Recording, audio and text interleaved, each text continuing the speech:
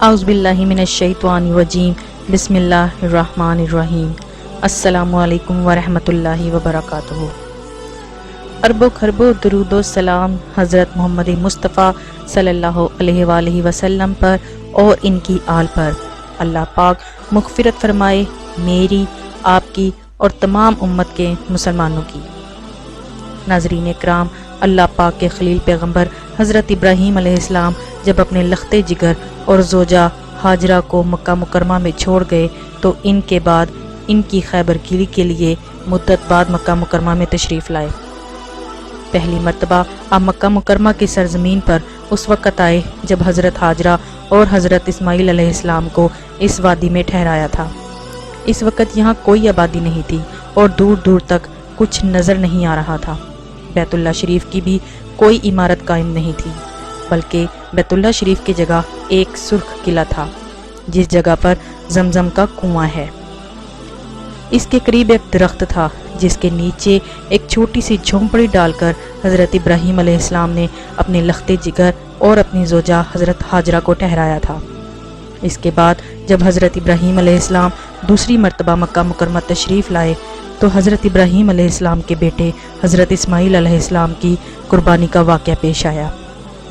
تیسری بار جب حضرت ابراہیم علیہ السلام مکہ تشریف لائے تو حضرت اسماعیل علیہ السلام کی شادی ہو چکی تھی اور حضرت ہاجرہ کا انتقال ہو چکا تھا اور حضرت اسماعیل گھر پر موجود نہ تھے، تو حضرت ابراہیم واپس فلسطین چلے گئے۔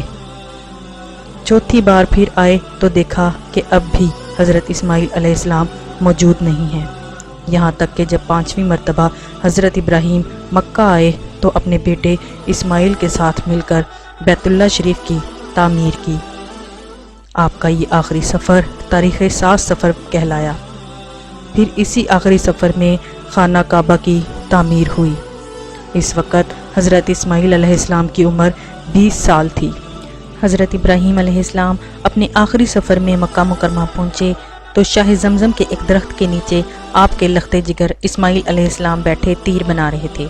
ایک طویل زمانے کے بعد والد محترم کا دیدار ہوا تھا۔ نہایت جذباتی انداز میں باپ بیٹے ایک دوسرے کو گلے ملے۔ حضرت ابراہیم علیہ السلام نے اپنے بیٹے حضرت اسماعیل علیہ السلام سے فرمایا کہ میرے بیٹے، اللہ نے مجھے حکم دیا ہے کہ میں اس کے گھر کی تعمیر کروں۔ تو اسماعیل علیہ السلام نے فرمایا، ضرور کیجئے، خدمت کے لیے میں حاضر ہوں۔ چنانچہ ایک روایت کے مطابق خانہ کعبہ کی بنیادوں کی نشاندہی حضرت جبرائیل علیہ السلام نے کی۔ جب حضرت ابراہیم علیہ السلام اور حضرت اسماعیل علیہ السلام نے تعمیر کا کام شروع کیا، جب کھدائی شروع ہوئی، قدیم بنیادیں ظاہر ہونے لگیں جن پر حضرت آدم علیہ السلام نے بیت اللہ شریف کی تعمیر کی تھی۔ بنیادوں کے ظاہر ہونے کے بعد اس کی تعمیر کا کام شروع ہوا۔ حضرت ابراہیم علیہ السلام اپنے اس بڑھاپے میں معمار اور حضرت اسماعیل علیہ السلام ایک مزدور کی حیثیت سے تعمیر میں لگ گئے۔ کوہ لبنان، کوہ ہیرا، کوہ ابو قیس، کوہ صفا اور کوہ مروہ میں ان 5 پہاڑوں سے جبرائیل علیہ السلام پتھر لاتے اور حضرت ابراہیم علیہ السلام کعبے میں لگاتے اور حضرت اسماعیل علیہ السلام ان کی مدد کرتے۔ تعمیر کرتے کرتے جب خانہ کعبہ کی دیواریں حضرت ابراہیم علیہ السلام کے سر سے اونچی ہو گئی اور آپ کے لیے مزید پتھر لگانا مشکل ہو گیا، اس وقت حضرت ابراہیم علیہ السلام کو ایک معجزے کا نزول ہوا جو کہ ایک پتھر کی شکل میں تھا جس کو مقام ابراہیم کہا جاتا ہے۔ یہ ایک مقدس پتھر ہے جو کعبہ معظمہ سے چند گز کی دوری پر رکھا ہوا ہے۔ یہ وہ پتھر ہے کہ جب حضرت ابراہیم علیہ السلام خانہ کعبہ کی تعمیر فرما رہے تھے اور جب دیواریں سر سے اونچی ہو گئیں تو اس پتھر پر کھڑے ہو کر آپ علیہ السلام نے خانہ کعبہ کی دیواروں کو مکمل فرمایا۔ یہ آپ علیہ السلام کا ایک معجزہ تھا کہ پتھر موم کی طرح نرم ہو گیا اور آپ علیہ السلام کے دونوں قدموں کا اس پتھر پر گہرا نشان پڑ گیا۔ اس پتھر کا یہ معجزہ ہے کہ جب حضرت ابراہیم علیہ السلام اس پر کھڑے ہو جاتے تو یہ پتھر خود بخود ہوا میں اڑنے لگتا اور خانہ کعبہ کی دیواروں کی طرف جاتا، اور اس طرح آپ علیہ السلام خانہ کعبہ کی تعمیر فرماتے جاتے۔ اس پتھر کی فضیلت اور عظمت میں اللہ تعالیٰ نے اپنی کتاب قرآن پاک میں 2 جگہ اس کی عظمت کا ارشاد فرمایا ہے، جس کا ترجمہ ہے काबा मुकरमा में खुदा की बहुत सी रोशन खुली हुई निशानियां हैं और इन निशानियों में एक बड़ी निशानी मुकाम इब्राहीम है। और दूसरी जगह इस पत्थर की अजमत का ऐलान करते हुए फरमाया कि इब्राहीम के खड़े होने की जगह को नमाज का मुकाम बनाओ। एक तवील मुद्दत से ये पत्थर खुले आसमान के नीचे ज़मीन पर रखा हुआ है। इस पर 4000 बरसातें गुजर गईं, हज़ारों आंधियों के झोंके इससे टकराए, हरम काबा में सैलाब आया और ये मुक़द्दस पत्थर सैलाब में डूबा रहा।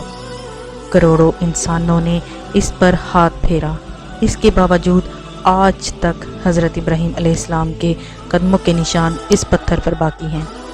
अल्लाह पाक ने तमाम मुसलमानों को हुक्म दिया कि तुम लोग मेरे मुक़द्दस घर खाना काबा के तवाफ़ के बाद इस पत्थर के पास 2 रकात नमाज अदा किया करो। तुम लोग नमाज तो मेरे लिए पढ़ो, सजदा मेरा अदा करो, पर मुझे ये महबूब है कि सजदों के वक़्त तुम्हारी पेशानियाँ इस मुक़द्दस पत्थर के पास ज़मीन पर लगें जिस पर मेरे खलील हज़रत इब्राहीम अलैहिस्सलाम के कदमों के निशान बने हुए हैं। नाज़रीन इकराम, सैयदिना इमाम बाकर अलैहिस्सलाम से मरवी है कि इमाम ज़ैनुल आबिदीन बिन सैयदिना इमाम हुसैन इब्ने अलैहिस्सलाम से एक आदमी ने पूछा कि खाना काबा का सबसे पहले तवाफ़ किसने किया?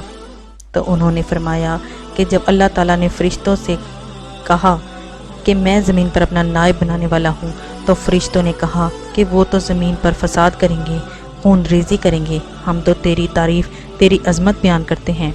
जिस पर अल्लाह पाक ने कहा कि जो मैं जानता हूँ वो तुम नहीं जानते।